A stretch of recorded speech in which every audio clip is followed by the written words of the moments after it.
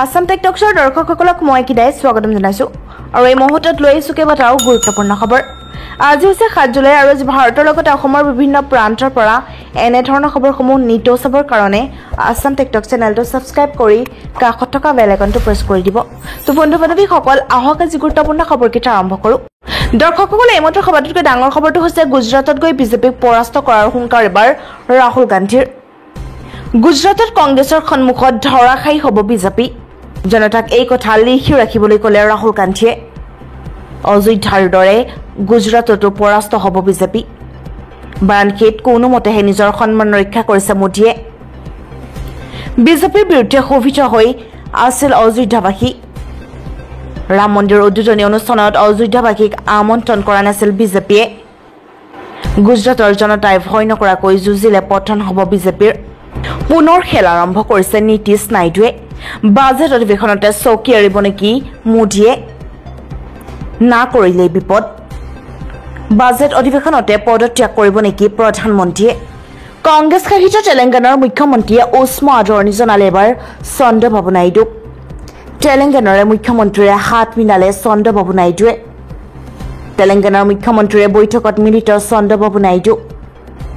চন্দ্ৰবাবু নাইডু ৰেৱন্ত ৰেড্ডীৰে বৈঠকত লৈ বিশেষ চৰ্চা। তেলেংগানাৰ মুখ্যমন্ত্ৰীৰ সহযোগ বিচাৰিলে চন্দ্ৰবাবু নাইডুৱে। অন্ধ্ৰপ্ৰদেশৰ মুখ্যমন্ত্ৰী হোৱাৰ পিছত প্ৰথমবাৰলৈ তেলেংগানা ভ্ৰমণ চন্দ্ৰবাবুৰ। বৈঠকত দুই ৰাজ্যৰ বিভাজনৰ পিছত হোৱা সমস্যাৰ সন্দৰ্ভত আলোচনা। দুইখন ৰাজ্যৰ অমীমাংসিত সমস্যাৰ বিষয়ে আলোচনা দুই মুখ্যমন্ত্ৰীৰ। শ্ৰেণীকোঠাত পাঠদানৰ সময়তে ছাত্ৰৰ চুৰিকাঘাটত নিহত শিক্ষক। শিৱসাগৰত সংঘটিত হৈছে শৈক্ষিক সমাজক লজ্জাজনক কৰা এক ঘটনা। শ্ৰেণীকোঠালিত পাঠদানৰ মাজতে শিক্ষাগুৰুক চুৰিকাঘাট এজন ছাত্ৰৰ। শিৱসাগৰ চহৰৰ লক্ষ্মীনগৰ বিজি ৰোডত অৱস্থিত ছাত্ৰই বিকাশ একাডেমীত শনিবাৰে সংঘটিত হৈছে জঘন্য কাণ্ড। নিহত শিক্ষকজন বিজ্ঞান বিভাগৰ শিক্ষক তথা প্ৰশাসনিক মুৰব্বী ৰাজেশ বাবু বিজুৱাৰা বুলি চিনাক্ত কৰা হৈছে। মোদী চৰকাৰৰ কৰ্মচাৰীৰ বাবে এটা ডাঙৰ খবৰ। 25% বৃদ্ধি পাব 13টাকৈ ভাত্তা। কেন্দ্ৰীয় চৰকাৰৰ কৰ্মচাৰীৰ বাবে আহি আছে এক অতি ডাঙৰ খবৰ। কাৰণ মোদী চৰকাৰৰ কৰ্মচাৰীৰ বাবে ডাঙৰ সিদ্ধান্ত ল'বলৈ ওলাইছে।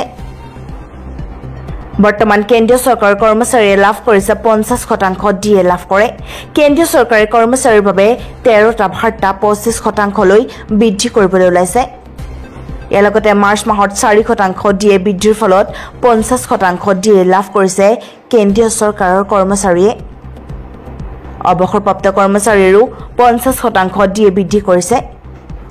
লগতে কেন্দ্ৰীয় চৰকাৰৰ কৰ্মচাৰীৰ বাবে 4% ডিএ অৰ্থাৎ ডিআৰনেন্স ভাত্তা আৰু অৱসৰপ্ৰাপ্ত কৰ্মচাৰীৰ ডিআৰ বা ডিআৰনেন্স ৰিলিফ 4% বৃদ্ধি পাই মুঠ 50% হৈছে।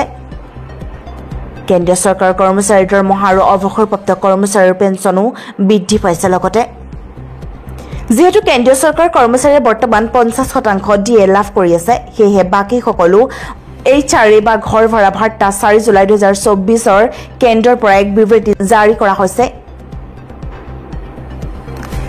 যেতিয়াই 4% বৃদ্ধিৰ পিছত ডিআৰনেন্স ভাত্তা 46%ৰ পৰা 50%লৈ বৃদ্ধি কৰা হয়। 2024 চনৰ 1 জানুৱাৰীৰ পৰা কাৰ্যকৰী হয়। তলত দিয়া ভাত্তা বৃদ্ধি 25% পৰ্যন্ত হ'ব পাৰে। পুনৰ খেল আৰম্ভ কৰিছে নীতিশ নাইডুৱে। বাজেট অধিৱেশনত চকী এৰিব নেকি মোদীয়ে? মোদী চাহৰ বাবে আন এক সংকট।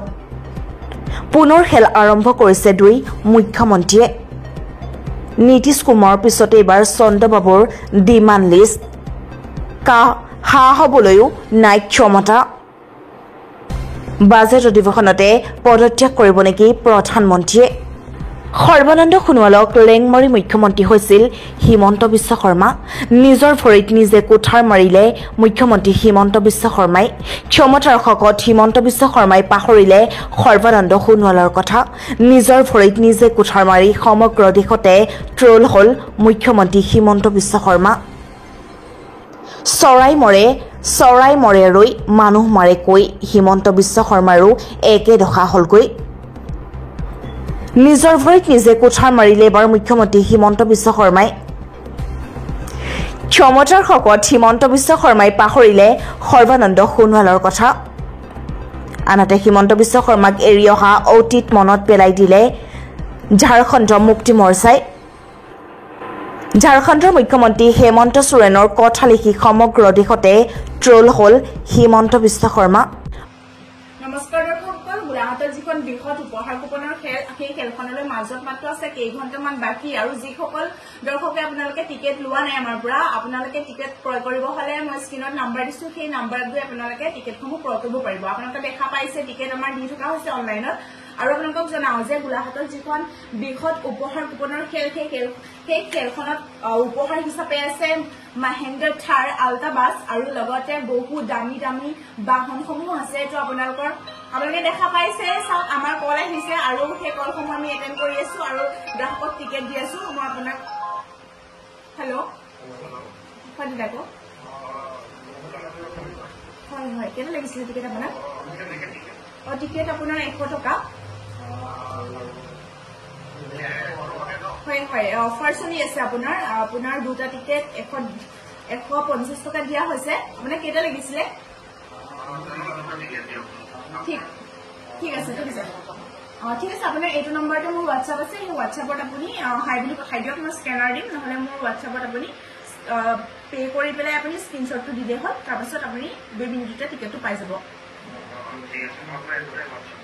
ঠিক আছে দিয়ক হেল্ল' হয় এইটো গোলাঘাটৰ পৰা লাগিছিলে আপোনালোকে দেখা পাইছে আমাৰ গ্ৰাহকৰ কল আহি আছে তেখেতসকলে টিকেট লৈ আছে অনলাইনত আপোনালোকে কোনো ধৰণৰ ভয় খাব নালাগে আমি যেতিয়া কল কৰা তাৰ লগে লগে টিকেটসমূহ আমি হোৱাটছএপত দি দিয়া হয় তেনেকে আপোনালোকেও পাব আপোনালোকে জাষ্ট কল কৰি নহয় সেইটো নম্বৰ কল কৰিব আপুনি মোক হোৱাটছএপত এটা মেছেজ কৰি দিয়ক আৰু স্কেনাৰখন মই পঠাই দিম তাৰপিছত আপোনাক মই টিকেট এটা দি দিম হেল্ল' ঠিক আছে হয় কওক হয় কেইটা লাগিছিলে দুটা লাগিছিলে ন ঠিক আছে এইটো নম্বৰতে হোৱাটছআপ আছে আপুনি মেছেজ কৰি দিয়ক ঠিক আছে দিয়ক ঠিক আছে দিয়ক মাত্ৰ 100 টকাতে আপোনালোকে পাব আল্টা বাছ মহেন্দ্ৰ থাৰ আৰু বহু দামী দামী বাহন তো আপোনালোকে দেৰি নকৰিব যদি আপোনালোকে দেৰি কৰে তেনেহলে আল্টা বাছ বা মহেন্দ্ৰ থাৰৰ নিচিনা আপোনালোকে এখন বাহন আপোনাৰ ভাগ্যৰ পৰা হেৰুৱাব তো আপোনালোকে মাত্ৰ 100 টকাৰ মূল্যৰ কুপন ক্ৰয় কৰক আমাৰ পৰা অনলাইনত আমাৰ স্ক্ৰীনত আমাৰ নাম্বাৰ দিয়া আছে দেৰি নকৰিব সোনকালে আপোনালোকে দেখা পাইছে আমাৰ এইফালে বহি আছে টিকেট দিয়াৰ কাৰণে কিবা কৰি দিয়া কিবা ক'বা নেকি ঠিক আছে আপোনালোকে যদি অনলাইনত টিকেট ল'ব বিচাৰে মোৰ হোৱাটছআপ নাম্বাৰটো স্ক্ৰীনত দিয়া হ'ব সেই নাম্বাৰটোত কণ্টেক্ট কৰিলে হ'ব আৰু তাত স্কেনাৰটো মই আপোনাক পঠাই দিম তেনেকে আপুনি টিকেটটো ক্ৰয় কৰিব পাৰিব তো আপোনালোকে দামী দামী বাহনসমূহ সোনকালে লৈ লওক হেল্ল' কাৰ ভাগ্যত আছে নাজানো যাৰ ভাগ্যতে থাকিব আৰু লগতে জনাও যে যিসকলে সেই উপহাৰসমূহ পাব তাৰ লগতে আমি পাম এজেণ্ট প্ৰাইজ তো আপোনালোকে যদি কিবা এটা পায় আমাৰ ভাল লাগিব লগতে আপোনাৰ পৰা আমিও পাম তো আপোনালোকে ভাবকচোন যে আপোনাৰ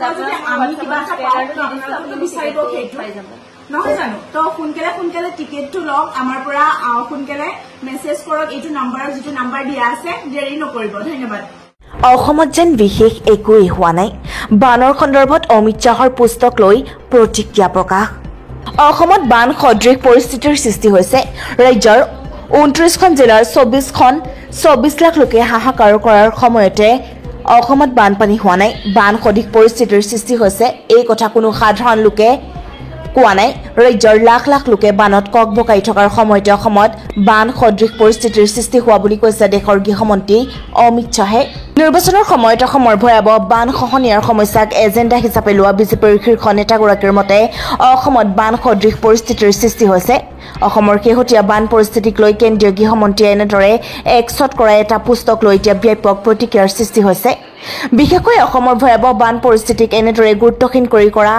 মন্তব্যক লৈ সামাজিক মাধ্যমত এতিয়া বিভিন্নজনে প্ৰতিক্ৰিয়া ব্যক্ত কৰিছে এক হৃদয় বিদাৰক অলি যোৱা অৱস্থাত নৰ্দমাত ওলাল অবিনাশৰ মৃতদেহ অৱশেষত উৎকণ্ঠাৰ অন্ত পৰিল 3টা দিনৰ মূৰত উদ্ধাৰ হ'ল অবিনাশৰ মৃতদেহ গুৱাহাটী মহানগৰীৰ ৰাজগড়ৰ এটা নলাৰ পৰা উদ্ধাৰ হৈছে এই শিশুটিৰ মৃতদেহ প্ৰথম অৱস্থাত মৃতদেহটো অবিনাশ চৰকাৰৰ বুলি সন্দেহ কৰা হৈছিল আৰু এই মৃতদেহটো উদ্ধাৰৰ পিছতে মৰণোত্তৰ পৰীক্ষাৰ বাবে গুৱাহাটী চিকিৎসা মহাবিদ্যালয় হাস্পতাললৈ প্ৰেৰণ কৰা হয় তাৰ পাছতে মৃতদেহটো চিনাক্ত কৰাৰ বাবে অবিনাশৰ পিতৃ মাতৃও ৰাওনা হয় জিএমচিলৈ ইতিমধ্যে অবিনাশৰ পিতৃ মাতৃয়ে উদ্ধাৰ হোৱা মৃতদেহটো তেওঁলোকৰ সন্তান অবিনাশৰ বুলি চিনাক্ত কৰিছে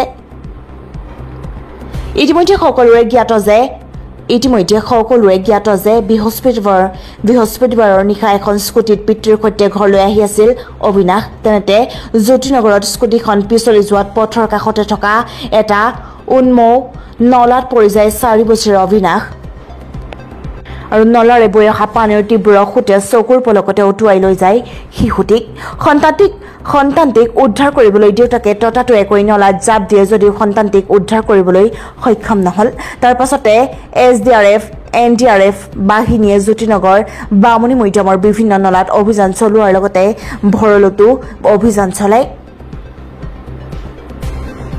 আনকি দুটাকৈ স্নিফাৰ ডগৰ সহায়তো অভিযান চলোৱা হয় ইফালে শনিবাৰে বামুণী মৈদানৰ উদ্ধাৰ অভিযান থলীত উপস্থিত হয় মুখ্যমন্ত্ৰী হিমন্ত বিশ্ব শৰ্মাই উদ্ধাৰ কাৰ্য তীব্ৰতৰ কৰাৰ নিৰ্দেশ দিয়ে